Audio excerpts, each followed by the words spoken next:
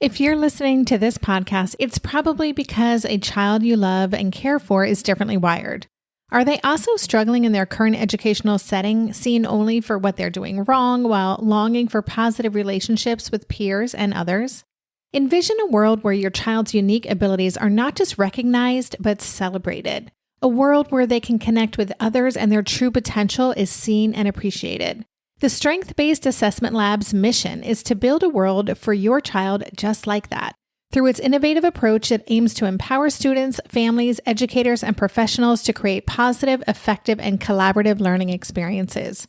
Be a part of shaping a brighter future for your child. Visit www.bgs.edu to learn more about what a strength-based assessment could mean for your family. That's bgs.edu. So any other advice for starting a new school? Just kind of be outgoing and friendly and look for kids that share your interests? Yeah. And if someone does reject you, don't make it your fault, make it their fault for not noticing that you were being nice to them or not repaying your kindness. Well, and also, everyone doesn't have to be best friends with everyone else, right? Yeah. It's fine if they don't particularly want to be friends with you, but you can still be nice to each other. That's exactly right. Welcome to the Tilt Parenting Podcast, a podcast featuring interviews and conversations aimed at inspiring, informing, and supporting parents raising differently wired kids. I'm your host, Debbie Reber, and today's episode features another conversation with my 11-year-old son, Asher. As I've mentioned in previous podcasts, we are getting lots of feedback from parents who say that they're co-listening to the Asher kid-focused episodes with their kids, and that they like hearing from another kid who sounds like them and is going through some of the same challenges as they are. So last week, I reached out to members of the Tilt community and people on our Facebook page and asked for questions from these kid listeners directed specifically to Asher. We got a lot of responses, many of which were all about Asher's social life, how he makes friends, what he does when confronted with mean kids, and that sort of thing. We got questions on other topics as well, but for today's episode, we decided to stick with talking about the social scene for differently wired kids. If you want to be a part of the Tilt community, please join us by signing up at tiltparenting.com and join us on our active Facebook page at facebook.com/tiltparenting. And now, on with the show. Hi, Asher. Hello, Mom, and various viewers. Well, listeners, they're not really viewing us. Same difference. I thought it might be helpful to maybe start by just kind of talking about who you are right now, your age, and what your friendships are like right now. Like, who are your closest friends, and how did you guys meet? Well, I'm 11. I'll be 12 in August, and what was the third question again? The third question was, could you tell us about your close friendships and how you guys met? Well, my best friend is called Seb. And how did you and Seb meet? I was in the 4s class, which means 4 years old. So as you may guess, we've been friends for the majority of my life. That's been a long time. Yeah. What makes you two such good friends, and how do you stay connected? Well, we usually Skype every week. Yeah, you guys have been friends for more than half your life, and for the past 3 years now that we've been living in Amsterdam, you've maintained a strong friendship through the magic of Skype. And what is it about your relationship with Seb that has worked? And, like, what do you guys have in common? What makes you such good friends? Well, we're both interested in the same things, like the ocean and space. So you guys share a lot of the same interests. Yeah. What do you do when you're together? We usually talk about things, maybe play some games. Don't you also plot to take over the world? Yeah, of course. Maybe we shouldn't go into that, though. Yeah. I mean, then they'd see it coming. So you have Seb, and then who are the other close friendships that you have? Well, there's somebody called Sam. Yeah, and tell us about Sam, and what makes you guys good friends? Well, he's alive. He has hands. And feet, too. Great, that's a good start. Yeah. Being alive is always an asset. You'll easily be able to recognize him. Well, he's a friend in Amsterdam, but what do you guys do together, and what makes you good friends? Well, we like to go to museums and things. Like, only, yesterday? Yeah, only yesterday we went to the European Space Center in the Netherlands. So you guys share an interest in space and also computer games, I think. Yeah. Such as Minecraft. And your other close friend is a friend that you met here, and actually in a social skills group, you guys totally hit it off. And he no longer lives in the Netherlands, but you have stayed connected through some visits and also through FaceTiming. Yeah. So, and that, I thought we'd talk about that particular relationship because FaceTiming with him has had some challenges. What I've noticed is that you guys really like to play games together. You're both interested in the same games. You're both... Such as Minecraft. Mm-hmm. I mean, he isn't interested in any of my other games, but... But that game, you guys like to play together. And you're both very intense. And sometimes those FaceTime game sessions don't go very well. And so we've had to actually work quite a lot on that, right? Well, sometimes we're doing something, and he or I gets really annoyed that something happens, and then quits, and then they kind of strand the other person. And what's your reaction when that happens? Well, sometimes I'm the one doing it, but loads and loads of anger. Yeah. It's like, oh my god, I was doing really well, and you just abandoned me in the middle of Minecraft. Yeah, we've had a number of situations where you guys were playing and then things went downhill really quickly and the call ended kind of abruptly and with you being really upset. And that's challenging for a friendship, wouldn't you say? Yeah. So I bet that other kids listening to this maybe have been in similar situations where there's a friend that they really like, but they find themselves getting angry with some things and then having a big reaction and then that can create challenges for that relationship. I apologize after it happens. Yeah. We've made much clearer rules on time. Like sometimes he would start something and then I would run out of my screen time. And then I end up having to abandon him and that's really difficult too. Because he has infinite screen time. Well, technically only 24 hours a day. I know that we worked a lot on coming up with some strategies to help you because this friendship is really important to you and we didn't want you getting upset about things or him getting upset about the way things were going during your game play dates to interfere or negatively impact your relationship. So I have a hunch that if you were to share the strategies that you used in that situation, it might be helpful for some of the kids listening. We, meaning me and Mom, wrote down a list of all the different bad things that could happen. And then we planned solutions for each of them. It had things on it like, run out of time.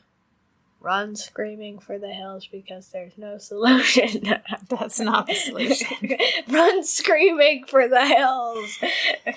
So how many items were on that list? I think it was 4 or 5. I think it was 6. And it was situations that you had encountered in the past that had been upsetting to you. And then we strategized solutions. Some of them, if I recall correctly, were really about your personal mindset, right? Yeah. I would remind myself that friendship was more important than a game. And did that help you? Yeah. Actually, I think when you were about to start another game session with this friend, you also kind of would talk with him and let him know, hey, these are things that have been hard for me, including the issue of me not having as much screen time as you and some other things. Yeah. And these are things that have been frustrating for me. Can we do things differently this time? Your good friends, they have seen you through your highs and your lows. Friends who've been your close friends have all been around you when you've had a meltdown or in some cases, many meltdowns, right? Yeah. Can you talk about what that's like for you? How do you feel if you have kind of a meltdown in front of a friend? Well, I usually feel a bit embarrassed. And I apologize because sometimes I take out my anger on things that aren't really related. Mm-hmm. Such as friends. Mm-hmm. Which is really a bad habit. Yeah, I don't know if it's a habit, but sometimes it just happens because when you have those meltdowns or explosions, they're so emotionally charged. Yeah. It's hard to sometimes control it in the moment. When you've had a meltdown in front of a friend, How has that turned out after you've apologized to them? Have you ever had that go not so well, or like what is? No, it usually goes fine. They sometimes take a little bit to forgive if I yelled particularly at them, but... Mm-hmm.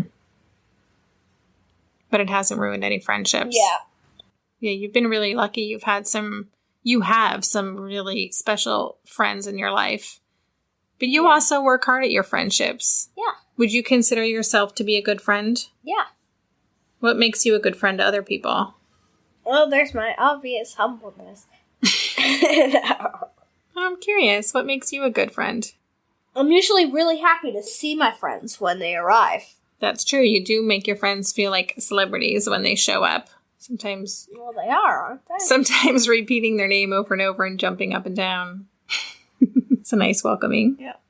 So, one of the questions I got from a lot of parents that their kids wanted to know from you is, what about mean kids? So, that's what one parent wrote. What about mean kids? Another wrote, we'd love to hear what Asher does if kids call him a weirdo or other mean names. Well, people don't really call me a weirdo. Have you ever been in a situation where kids haven't been kind to you? Yes, but I've never been in a situation where they weren't being kind to me specifically because of my Asperger's.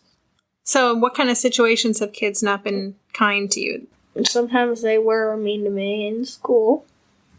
What I have noticed is that sometimes kids like to push your buttons. Yeah, that's my biggest problem. How do they do that? They do things that get on my nerves on purpose until I explode at them, and then I get in trouble. Yeah, why do you think they do that? Because they're the essence of evil. I don't know about that. That's the pretty very extreme. Essence of evil. I do think that you got it right, though, when you just said they would push your buttons until you explode and then you got in trouble.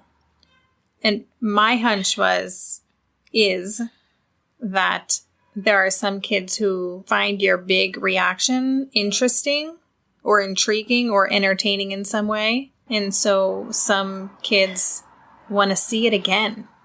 You think that might be true? Yeah, possibly. Can you recall a situation where someone pushed your buttons, you exploded, got in trouble? Like, how have you handled that? How's that made you feel about yourself? Kind of annoyed. And how have you avoided those situations? Well, usually by not letting them push my buttons, by just, leaving, ignoring them. So you're able to just kind of ignore them? Is that a strategy working for you? It's kind of hard, but... What has been your experience if you've ignored them? Well, if I've ignored them, usually nothing. They'll usually try and, push my buttons more to try and get me to come back, which sometimes works. When it doesn't work, I'm curious how you're doing that. How are you managing to not get sucked in? Because it's really hard. Yeah. What do you tell yourself? They don't matter. What matters is what I do. What they don't matter. What matters is what I do. Mm-hmm. And if I get really annoyed at them, then I get in trouble. Yeah. I remember that happening a lot when you were younger, that your reaction would be so big, you would get in trouble, but no one was looking into what led up to the explosion and how... Yeah, it's a big problem. It is a big problem in school. I noticed that a lot. I mean, we're homeschooling now, but when you were younger... There always seem to be teachers when you've gotten annoyed and done something a lot less bad than what they did to you, but still bad. Well, and there's also the situation, Asher, that it's not even that what they did was more or less bad. It's that, or yes, maybe it was worse, but because your reaction would often be big or what was deemed to be inappropriate, that outweighed how bad the other thing was. And they wouldn't get in trouble.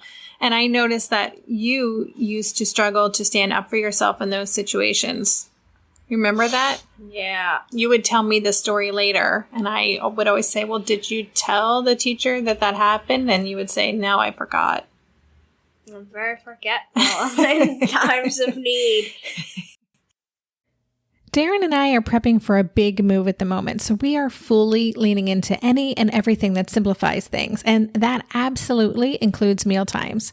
At a time when my executive functioning skills are being pushed to the limit, even planning and executing dinner for our family these days can feel like a really big lift. That's why I'm especially grateful for Green Chef, a meal service that offers pre-measured and prepped ingredients to my door. Each box is packed with foods you can feel good about, like whole fruits and vegetables, plus lean protein and whole grain options. In fact, one of the things I love most about Green Chef is that they offer options that prioritize gut and brain health, with science-backed recipes that feature ingredients like fiber, antioxidants, and omega-3 fatty acids. During this time of lots of stress, it feels really grounding to know we're supporting ourselves nutritionally. I will take all the support I can get. And Green Chef doesn't just cover dinner recipes. I can add high-quality breakfasts, lunches, and snacks to my weekly box from Green Market. Green Chef has a special offer for Tilt listeners. Go to greenchef.com/tilt50 and use code TILT50 to get 50% off plus 20% off your next 2 months. That's 50% off plus 20% off your next 2 months when you use the code TILT50 at greenchef.com/tilt50. Green Chef, the #1 meal kit for eating well. Maybe I've watched too many seasons of The Amazing Race, but every time I have to go somewhere on the subway, I treat it like a competition. It's all about making the right gut decisions about which route will get me there the fastest. Sometimes those decisions get me where I'm going early, and other times my gambles don't really pay off. Probiotics can't help with most gut decisions, but if your gut needs a little support, Ritual has your back. Their Symbiotic Plus, a 3-in-1 supplement, has clinically studied prebiotics, probiotics, and a postbiotic to support a balanced gut microbiome. I've been using Symbiotic Plus for about 6 months now, and it's become a core part of my morning routine. I take the mini capsule every morning while making my way through my inbox, whether I'm at home or I'm on the road, because it doesn't need to be refrigerated. And the capsule itself is delayed released, which helps it survive the harsh conditions of the upper GI tract for delivery to the colon. And that's exactly where we want it to go. Ritual invested in a study modeling the human colon, which showed that Symbiotic Plus significantly increased microbial diversity and the growth of beneficial bacteria. There's no more shame in your gut game. Symbiotic Plus and Ritual are here to celebrate, not hide your insides. Get 25% off your first month for a limited time at ritual.com/tilt. Start Ritual or add Symbiotic Plus to your subscription today. That's ritual.com/tilt for 25% off. So yeah, that used to happen to you a lot when you were in school. I don't see that really being a big situation anymore, but at the time it was really tricky, and we were trying to help you learn how to advocate for yourself and to get help in those situations, right? If someone was picking on you, reminding you to remember this, that your teachers were there to help you, and that if you can go get help instead of engaging, that was always going to be a better choice. Yeah. Did you ever do that? Sometimes. But it was kind of hard because all the teachers seemed to disappear as soon as you needed them. Interesting. It's like, oh, okay, I need to report to a teacher, and it's like, what teacher? I don't see any teachers. So what's your strategy now? So we're homeschooling. We have a smaller circle of friends, and we don't have that kind of daily interaction with a lot of different kids, which is what I think can be so challenging for many kids. It's simultaneously nice not to worry about that and bad because I don't get to see my friends very often. That's true. And you also don't get a lot of practice with kids who might push your buttons. You're not getting practice, not getting sucked in. So what happens now? Like, we have a small circle of friends here that you see socially, and things have not always gone smooth with all the children. What do you do? Like, what's your strategy now if someone is being rude to you or trying to push your buttons? What do you do? Still kind of ignore them. Your strategy is to ignore the person? Yeah. Maybe just tell them to stop. Have you done that? Yeah. What I noticed you doing lately is you kind of, it's like this fine dance, right? It's like you kind of want to have a relationship with these kids, but you also are standing up for yourself in that relationship. So it's kind of almost like frenemies. Yeah. Right? Instead of just enemies. It's kind of like a frenemy relationship, which always makes me a little nervous because I feel like it's just one little thing can push it over the edge. Yeah, it's like teetering on the brink between nice and mean. Yeah. But you've been okay in that space most of the time. And then you're saying that when things have not gone so well that you've opted to ignore and that has diffused the situation? Yeah. Okay, cool. Another question that we got, I thought you might have a good answer for. There is someone who wrote in whose child had a hard time in school last year, and they've moved to a new town and a new school system. So they want to know if you have any advice about making friends in new situations and adjusting to a new school. And since you have, again, we're homeschooling now. Well, you want to kind of learn about how everything works at that school. That's a top priority. Like what? Like when they have lunch, what your favorite teacher is. Okay. Who everyone is. Mm-hmm. You want to try and find people with similar interests. How do you do that? How did you personally do it? Because you went to 3 schools in 3 years. I sometimes found people talking about topics that I find interesting. I was like, and I just butted in and I was like, hey, what about this? And they're like, oh yeah, good idea. Yeah, you are an introvert, but you're also not a shy person. Yeah. Yeah. So you don't have a problem kind of starting a conversation with someone if they're doing something you find interesting. Yeah. That's a really easy way to make friends. Mm-hmm. And the key thing is to be nice to people, even if you don't really know them that much. That's really good advice. If you're nice to someone who doesn't know you, they will know you as that person who is nice to them. Mm-hmm. And that makes them more likely to be friends with you. Mm-hmm. And therefore do nice things to you, too. And the whole world will be full of happiness. Has that ever backfired for you? Not really. Sometimes I've been nice to people and they've been mean to me, and then I'm just like, okay, I'm not being nice to you again. Yeah. If you're gonna be mean to me, then you can just keep your own niceness. You're not gonna get any more. Well, what I know about you is that you are someone who will always give someone the benefit of the doubt. Yeah. So you don't discriminate against who you could be friends with. You're open to being friends with everyone.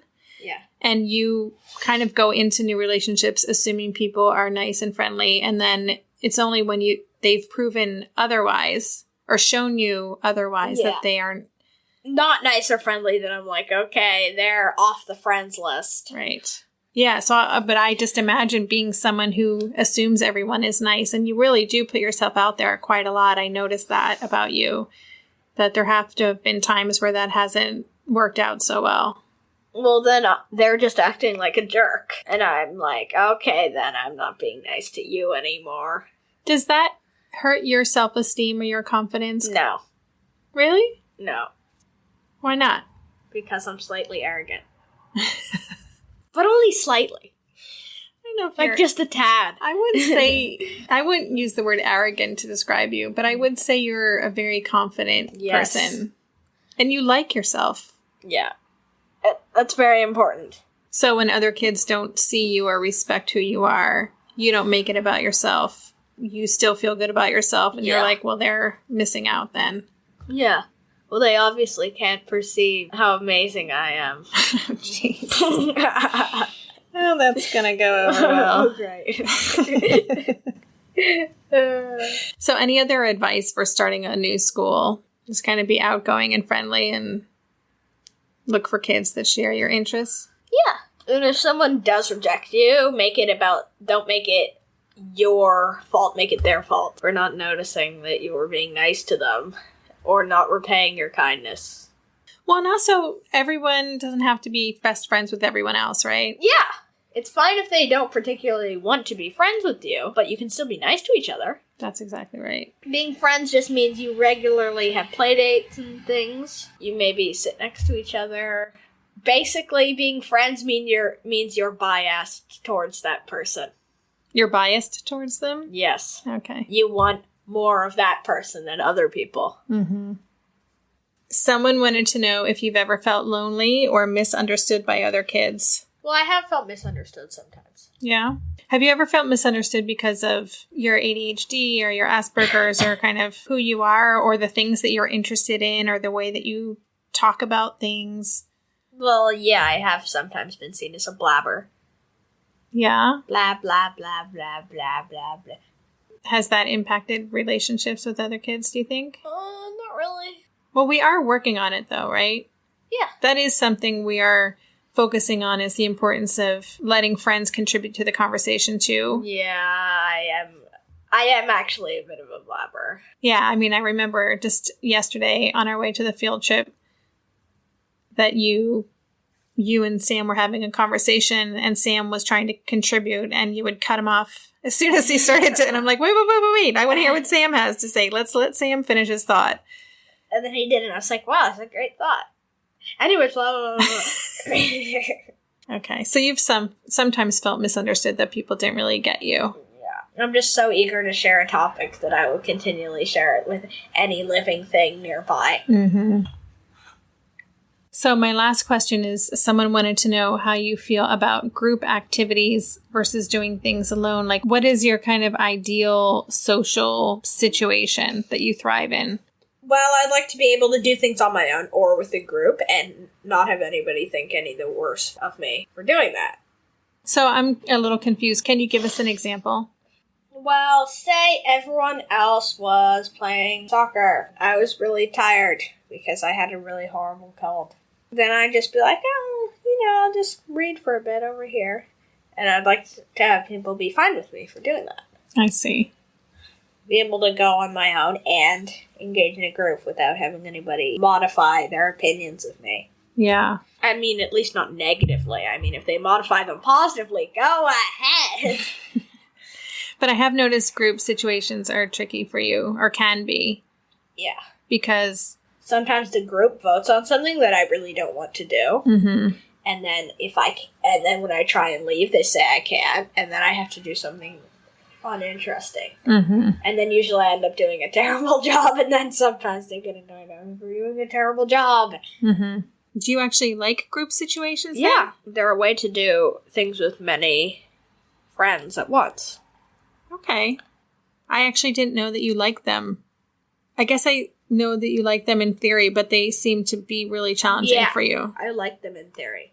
But as you said before, you are someone who also does need a lot of time alone. And so one of the things I think that has helped in group situations was to always make sure the person leading the group knows that you might need some time to separate and kind of do your own thing, which usually means reading. Right.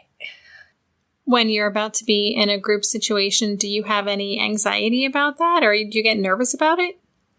Maybe a bit. Is there anything that you, like, how do you get through that? Well, I usually just say, well, it will probably turn out to be better than I'm imagining it, because I'm imagining the worst possible scenario. Probably worse than the worst possible scenario. Mm-hmm. Where everyone turns into nightmarish demons. I don't think you go there. But I do know that before group situations like that, where you were feeling anxious, the thing that we have done is talked about what is your plan if things don't go well. So if you always go into it knowing that there's a plan, so you don't have to be anxious about it. Yeah. If you could give a message to all the kids listening who are like struggling with friendships and social situations, what would your message be to them? I can give a message to all the kids listening who are struggling. So what is it? Everybody out there is unique and awesome in their own way. Everyone will eventually find a friend who's kind of suited to them. And the friend will also find the people I'm talking to and find them suited to them too, because it has to be mutual. When you find a friend who really gets you. Yeah. And you really get them, and you will eventually. Mm-hmm. It feels pretty awesome. Yeah. Okay, well, I want to say thank you for having this conversation. We covered a lot of ground, and I know it's sometimes hard to answer all these questions, but you did a great job. Thank you. You're welcome. Thank you to all of our listeners today, young and old, for listening to this Asher special episode of the Tilt Parenting Podcast. We hope you enjoyed hearing Asher's thoughts on your questions, and please feel free to keep sending them to us at info@tiltparenting.com. Or, if you have an idea for a future episode, a topic you'd like us to cover, or a guest you'd like us to have on the show, please fill out our podcast suggestion box, which you can find a link to on our podcast page at tiltparenting.com/podcast. To find the show notes for this episode, go to tiltparenting.com/session18. Thanks again for tuning in. For more information on the Tilt Revolution, visit www.tiltparenting.com. Hey, are you a parent of a teenager? Are you feeling overwhelmed about how to be what they need while also holding limits and boundaries that keep them safe? Are you tired of conversations that negate how messy this season of parenting is? Well, I've got you. My name is Casey O'Rourke. I am a positive discipline trainer, parent coach, and the host of the Joyful Courage podcast. Every week, I come to you with an interview digging into tough topics with experts I trust and solo shows that go deep into the personal growth and mindset needed to raise teens in a way that grows them into confident, capable young people. I am not afraid of getting real about the intersection of conscious parenting and the teen years, while also bringing in vulnerability, humor, and lightness. I'm walking the path with you and honored to serve. Listen to Joyful Courage on Apple Podcasts, Spotify, or wherever you consume podcasts.